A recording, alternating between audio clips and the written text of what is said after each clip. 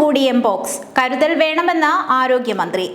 നിക്ഷേപ സംഗമത്തിന് സർക്കാർ. ഇൻവെസ്റ്റ് കേരള ഗ്ലോബൽ സമ്മിറ്റ് കൊച്ചിയിൽ. നമസ്കാരം. ഈ മണിക്കൂറിലെ ഏറ്റവും പ്രധാനപ്പെട്ട 10 വാർത്തകളുമായി ജനയുഗം ഓൺലൈൻ മോജോ ന്യൂസിലേക്ക് സ്വാഗതം.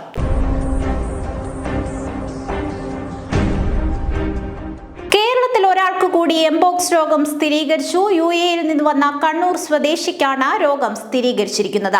മുൻപ് UAE-യിൽ നിന്നെത്തിയ വയനാട് സ്വദേശിയിൽ രോഗം കണ്ടെത്തിയിരുന്നു. രോഗികളുമായി സമ്പർക്കത്തിൽ ഏർപ്പെട്ടവർക്ക് രോഗലക്ഷണങ്ങൾ ഉണ്ടായാൽ ആരോഗ്യ വകുപ്പിനെ വിവരം അറിയിക്കണമെന്ന് വീണ ജോർജ് അറിയിച്ചു.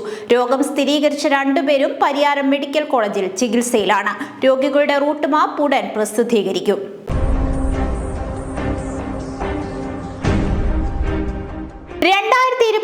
ഫെബ്രുവരി 21, 22 തീയതികളിൽ ഇൻവെസ്റ്റ് കേരള ഗ്ലോബൽ സമ്മിറ്റ് 2025 നിക്ഷേപക സംഗമം നടത്തുന്നതിന് തത്വത്തിൽ അംഗീകാരം നൽകി മന്ത്രിസഭ. കൊച്ചിയിൽ ലുലു ബോൾഗാട്ടി ഇന്റർനാഷണൽ കൺവെൻഷൻ സെന്ററിൽ വിവിധ വകുപ്പുകളുടെയും സ്ഥാപനങ്ങളുടെയും സഹകരണത്തോടെയാണ് പരിപാടി.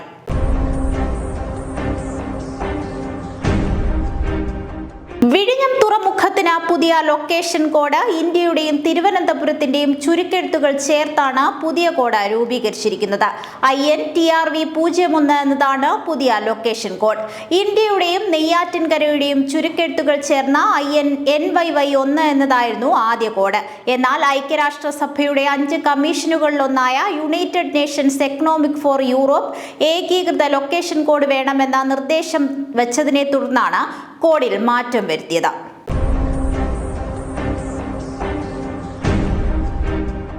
UAPA ചുമത്തപ്പെട്ട 4 വർഷത്തിലേറെയായി തിഹാർ ജയിലിൽ തുടരുന്ന JNU മുൻ വിദ്യാർത്ഥി നേതാവും ആക്ടിവിസ്റ്റുമായ ഉമർ ഖാലിദിന് 7 ദിവസത്തെ ജാമ്യം അനുവദിച്ച ഡൽഹി കോടതി. അടുത്ത ബന്ധുവിന്റെ വിവാഹത്തിന് പങ്കെടുക്കാനും കുടുംബത്തെ സന്ദർശിക്കുന്നതിനുമാണ് ഡിസംബർ 28 മുതൽ ജനുവരി 3 വരെ ഉമറിന് ഷതാര ജില്ലാ കോടതി ജാമ്യം അനുവദിച്ചത്.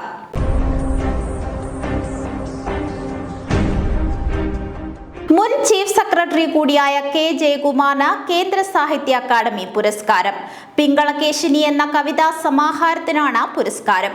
കവി, ഗാനരചയിതാവ്, വിവർത്തകൻ, ചിത്രകാരൻ, തിരക്കഥാകൃത്ത് എന്നീ നിലകളിൽ അറിയപ്പെടുന്ന മലയാളി IAS ഉദ്യോഗസ്ഥനാണ് K. ജയകുമാർ.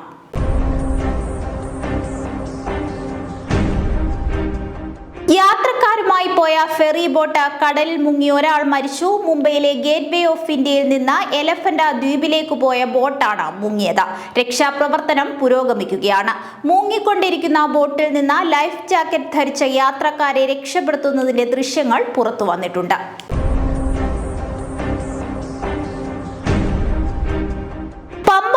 കോവിൽ വൈപ്പാർ നദീ സംയോജന പദ്ധതിക്കെതിരെ ശക്തമായ എതിർപ്പറിയിക്കാൻ കേരളം.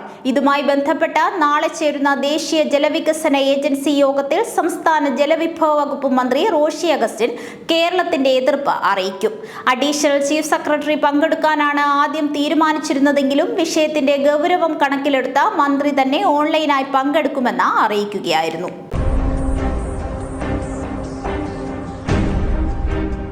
ഒരു രാജ്യം ഒരു തിരഞ്ഞെടുപ്പ് ഭേദഗതി ബിൽ പഠിക്കാനുള്ള സംയുക്ത പാർലമെന്ററി സമിതിയിൽ 31 അംഗങ്ങൾ ഉണ്ടാകുമെന്ന സൂചന.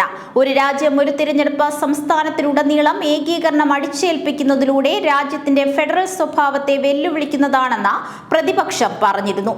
ശക്തമായ പ്രതിപക്ഷ നിലപാടിനെ തുടർന്നാണ് ബില്ല് സംയുക്ത പാർലമെന്ററി സമിതിക്ക് വിട്ടത്.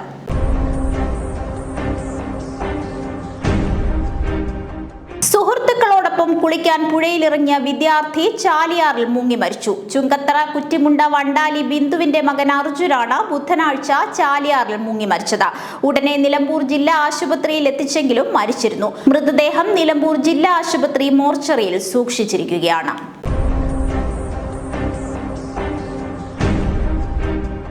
ഉഗാണ്ടയിലെ ബുണ്ടിബുഗിയോയിൽ അജ്ഞാത വൈറസ് പടരുന്നതായി റിപ്പോർട്ടുകൾ. പ്രാദേശികമായി ഡിങ്ക എന്ന് വിളിക്കപ്പെടുന്ന രോഗം ഇതിനകം 300ഓളം പേരെ ബാധിച്ചതായാണ് റിപ്പോർട്ട്. സ്ത്രീകളും കുട്ടികളുമാണ് രോഗബാധിതരിൽ ഏറെയും.